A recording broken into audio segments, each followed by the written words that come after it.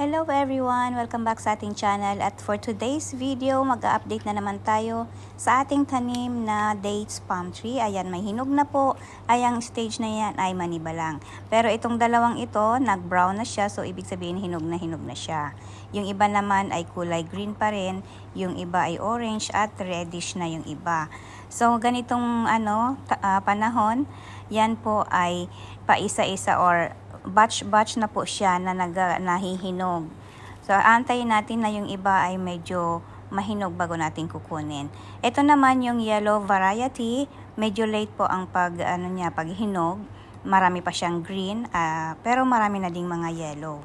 At may nakita ako na isa ng maniba lang. May nagba-brown na siya. Ganito po ang itsura kapag nagpapalit ang kanyang kulay. May green, may yellow, ayan. Tapos unti-unti na siyang magba-brown. At yan, yung isang piraso na yan ay maniba lang na. Ayan, kukunin natin. At yan po ang napakasarap na kainin. Crunchy pero napakatamis. Mayroon yung iba na na-dry yung bunga niya. Pero ito, itatry natin. Ito, hugasan muna natin at syempre, kakainin natin. Ayan, tikman po natin at napakasarap po nito. Ito yung inaabangan ko every morning. That's it for today's video. At magkita po tayo muli sa mga susunod kong update sa bunga ng ating tanim na date palm tree. Bye and God bless!